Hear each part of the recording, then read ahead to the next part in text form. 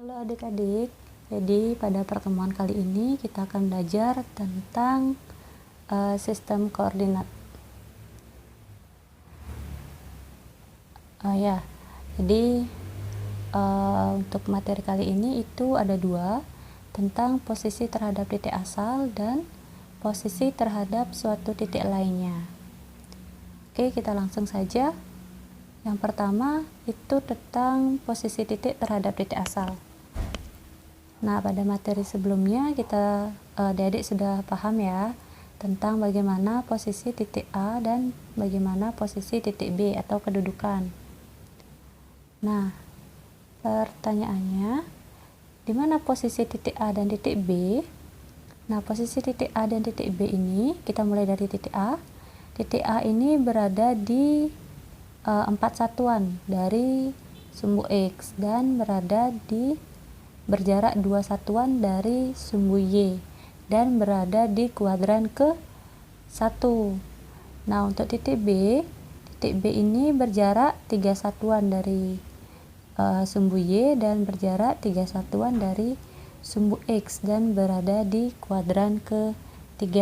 Nah, seperti ini ya yang kakak jelaskan tadi. Nah, lalu bagaimana posisi titik A dan B dari titik asal? Nah, yang dimaksud dengan titik asal itu adalah titik pertemuan dari sumbu X dan sumbu Y itu berada di sini. Ya, di pertemuan ini itu ada titik 0,0 atau titik asal.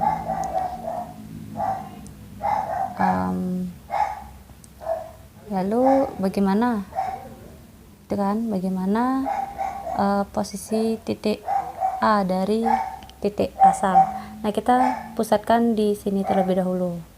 Dari sini kita akan menuju ke titik A. Nah, bagaimana? Jadi dari titik 0,0 itu berjarak 2 satuan ke kanan dan 4 satuan ke atas. Ya, ingat dari titik 0,0 ke titik A itu berjarak 2 satuan ke kanan dan 4 satuan ke atas atau berjarak 2,4. Ya, berjarak 2,4. Dan titik B itu jaraknya dari 0,0 kita berjalan 3 satuan ke kiri dan 3 satuan ke bawah. Nah, atau berjarak 3, negatif 3 dari titik asal 0,0 seperti itu ya. Oke, kita lanjut ke materi selanjutnya, yaitu tentang posisi titik terhadap suatu titik lainnya. Nah, kalian bisa lihat di sini. Ini adalah contoh bagaimana penempatan di suatu desa. Di sini ada balai desa, ada banjar, ada pasar, ada sekolah, pengajian umum, gitu ya. Nah, dari gambar ini adik-adik bisa membuat suatu pertanyaan yang menyangkut tentang kedudukan. Contohnya itu, bagaimana kedudukan pasar terhadap sekolah, atau bagaimana kedudukan Banjar 1 terhadap Banjar 2. Oke, untuk menjawab itu kita lihat yang selanjutnya. Nah, kakak ambil salah satu contoh tempat pasar. Posisi pasar terhadap balai desa. Di sini salah ya. Seharusnya balai desa. Nah, dari balai desa menuju ke pasar. Ingat, kedudukan pasar terhadap balai desa. Jadi maksudnya itu adalah bagaimana jarak dari balai desa menuju ke pasar. Oke, kita lanjut. Dari balai desa menuju pasar kita berjalan 2 satuan ke kiri dan 2 satuan ke atas. Kalau ke kiri itu kita memakai tanda minus atau negatif. Kalau ke kanan kita pakai tanda positif. Kalau ke atas kita pakai tanda positif. Kalau ke bawah kita pakai tanda negatif. Nah, dari yang tadi kita mendapatkan nilai negatif 2,2. Oke, kita ambil contoh selanjutnya, yaitu pemandian umum. Posisi pemandian umum terhadap sekolah. Jadi kita start dari sekolah ya, menuju ke pemandian umum.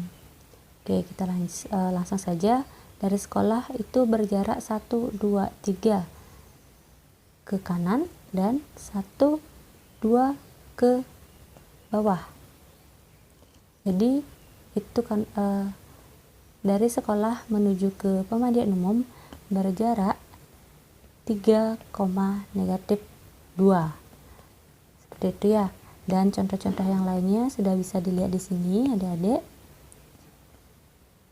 Terus selanjutnya kita langsung saja.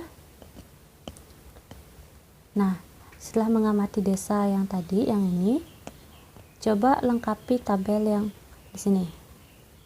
Di sini ada beberapa tabel yang kosong. Jadi adik-adik bisa belajar untuk mengisi ini dengan melihat contoh yang tadi juga. Ya, di sini juga sudah ada contoh-contohnya, contoh-contoh pengisiannya. Jadi itu saja ya untuk kali ini. Selamat belajar dan jangan lupa kerjakan tugasnya dan dikirim tepat waktu di Google Classroom. Selamat belajar.